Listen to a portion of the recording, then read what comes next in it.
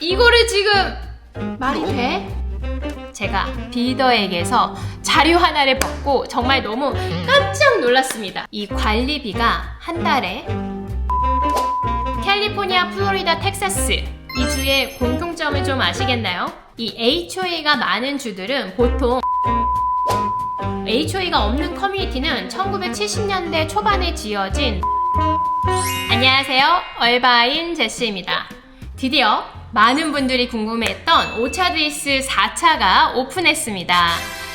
이 오차데이스 4차 커뮤니티는 아무래도 별채를 갖고 있는 집을 판매하기도 하고 이 커뮤니티의 90%의 집들이 다 좋은 아주 얼바인 시내를 바라다보는 그런 뷰를 갖고 있기도 하고 다 단독주택으로만 이어진 얼바인에서 정말 기대를 한 몸에 받고 있는 대표적인 부촌 커뮤니티가 될 거라고 해서 많은 분들의 관심이 높았는데 이번에 드디어 그 첫 번째 오픈하우스를 오픈하고 1차 분양을 시작하게 되었습니다. 이 오차데이스 4차 커뮤니티는 크게는 3개의 빌더가 집을 짓고 있어요. 쉐이홈, 그리고 브룩실드, 톨브라더스 이렇게 3개의 빌더가 이 커뮤니티에 땅을 나눠서 집을 짓고 있습니다.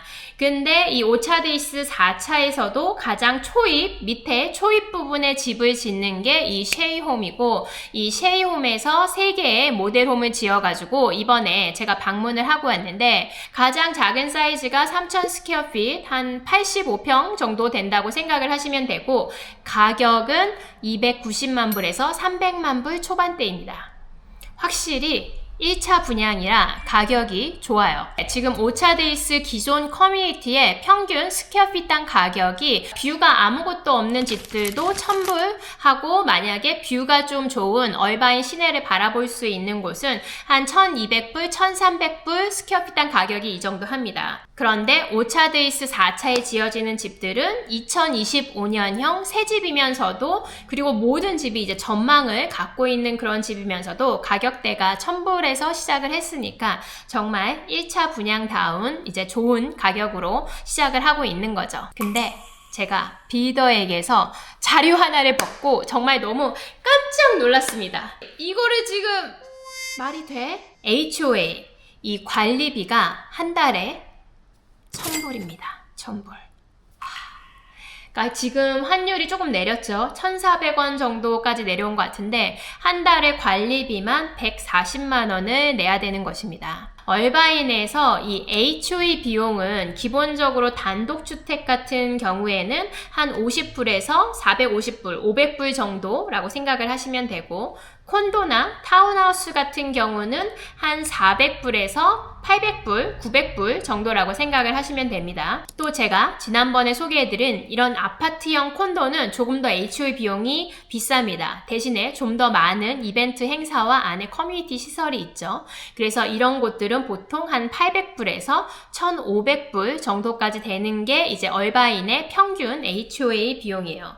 그래서 단독주택인데 1,000불이라면은 이거는 거의 아파트형 콘도의 HOA 비용이거든요. 그래서 정말 깜짝 놀랐어요. 사실 HOA 비용을 1,000불을 내는 집이 없는 건 아니에요. 가장 비싼 집들, 예를 들어 1,000만 불, 2,000만 불, 최고 4,000만 불대 집까지 있는 곳이 바로 얼바인 남쪽에 있는 쉐이디 캐년이라는 지역인데 거기도 경비원이 상주하는 게이트 커뮤니티기도 하고 굉장히 거기는 큰 집들, 땅이 넓은 집들이 많은 곳이거든요. 그곳이 유일하게 HOA가 단독주택이면서 높았는데 한 700불, 800불이거든요. 그렇지만 이 1,000만 불 이하의 단독주택 집의 HOA 비용이 한 달에 1,000불인 거는 솔직히 많기는 많은 것 같습니다. 자, 그럼 이 HOA 비용, 매달 내는 관리비 도대체 뭘 관리해주는데 내가 이렇게 매달 내야 되는 거야? 제가 오늘 조금 설명을 드릴게요. 그래서 일단 이 HOA 비용의 가장 기본적인 거는 첫 번째로 이 커뮤니티 시설 관리 비용입니다. 우리가 많이 쓰는 수영장, 놀이터 혹은 농구장이 있을 수도 있고 아니면 테니스장이 있을 수도 있고 커뮤니티마다 다르지만 이렇게 모든 입주민들이 사용할 수 있는 공간을 관리하는 관리비가 일단은 편의시설 관리비가 있고요. 두 번째로는 이 공용 공간을 유지하기 위한 또 관리비가 있습니다. 우리가 이제 걸어다니는 커뮤니티 내 공원 아니면 그런 도로들, 인도들 혹은 조명 같은 게 있죠. 이런 공용 공간을 유지 관리하는 그런 관리 비용이 있고요. 그리고 또 세 번째로는 보안 서비스가 있어요. 이 얼바인에는 게이트 커뮤니티가 있고 게이트 커뮤니티가 아닌 곳도 있지만 게이트 커뮤니티는 당연히 경비원이 상주하고 있기도 하고 또 그 경비원이 이렇게 순찰도 돌고 하기 때문에 비용이 들겠죠. 근데 게이트 커뮤니티가 아닌데도 사실은 대부분 보안 업체를 고용해서 쓰고 있습니다. 그래서 커뮤니티 안에서 무슨 문제가 발생했을 때 전화할 수 있는 데가 있어요. 그래서 그 보안 업체에 전화하면 사람이 와가지고 문제를 해결해 주기도 하고 평소에 밤에 순찰을 돌기도 합니다. 또 네 번째로는 쓰레기나 재활용 수거를 하는 비용. 한국은 되게 공용 공간 이렇게 퍼블릭 도로에서 쓰레기통을 보기가 쉽지 않았던 것 같아요. 이렇게 쓰레기 버리려면 내가 한참 들고 다녔던 기억이 있는데 얼바인이나 이런 커뮤니티 안에는 쓰레기통이 제법 많이 있습니다. 그래서 이런 쓰레기 커뮤니티 안에 쓰레기를 수거하고 정기적으로 처리하는 그런 폐기물 관리 비용이 있겠고요. 그리고 다섯 번째로는 보험료. 어떤 커뮤니티 안에서 발생할 수 있는 일에 대해 보험을 들어야겠죠. 위험의 요소가 있으니까. 그래서 이런 보험료 아니면 아까 콘도나 타운하우스 같은 경우 화재보험료를 기본적으로 드는 게 있고 여섯 번째로는 관리비. 그러니까 이렇게 HOA가 있으면은 이거를 관리하기 위해서 사람을 고용하고 또 혹은 회계나 법률 서비스 등을 외부에서 받아야 될 때도 있고 이런 걸 관리하는 관리회사에게도 수수료를 또 줘야 될 때도 있고 그래서 얼바인에도 크게 HOA 관리회사가 한 4-5개 정도 있어요. 그리고 마지막으로는 HOA에도 이 예비 기금이 또 필요하겠죠. 이 커뮤니티 안에서 갑자기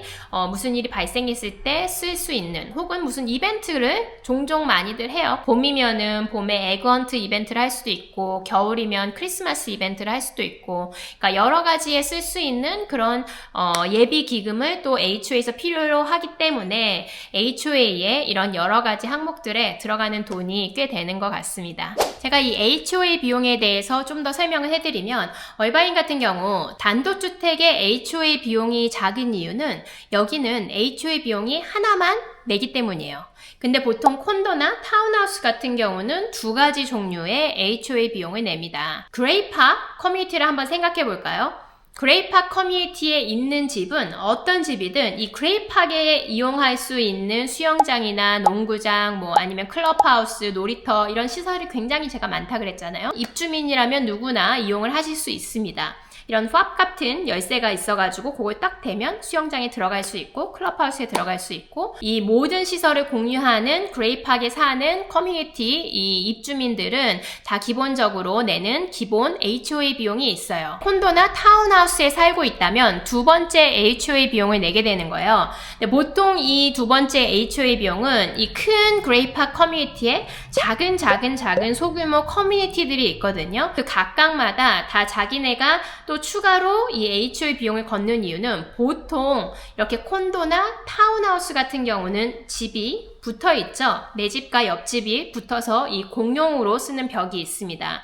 그렇기 때문에 이 하나의 건물에 보통 한 3집이 있는 경우가 있는데 그런 경우는 서로 이 외벽을 공유하고 있잖아요. 그리고 지붕도 같이 서로 연결돼서 공유하고 있죠. 이 건물의 외벽을 관리하고 또 지붕을 관리하고 또 그 외에 추가로 드는 비용에 쓸 때 쓰는 비용이 있기 때문에 이렇게 콘도나 타운하우스 같은 경우는 두 번째 HOA 비용이 추가로 드는 것입니다. 이런 스트럭처에 있어서 만약에 무슨 일이 있을 때 보상을 받을 수 있도록 보험료도 포함이 되어 있기 때문에 보통 이런 콘도나 타운하우스의 집 보험료는 일반 기본 단독주택의 집 보험료보다 대부분 싸요.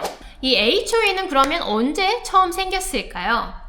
1900년도 초반에는 이제 고급 주택 커뮤니티에서 그 주택 커뮤니티의 가치를 유지하기 위해서 주택의 어떤 양식, 건물 짓는 건축 양식에 좀 제한을 두거나 혹은 인종이나 종교에 있어서 차별을 두는 그런 제한을 두는 역할도 HOA에서 했다고 합니다. 그러나 이제 1950년대, 60년대로 들어서면서 미국 전역에 굉장히 많은 신도시들이 개발되기 시작했고 이런 신도시들이 개발될 때 HOA가 점점 많이 늘어나게 됐다고 해요. 그래서 미국에서 가장 많은 HOA가 있는 곳은 어디일까요?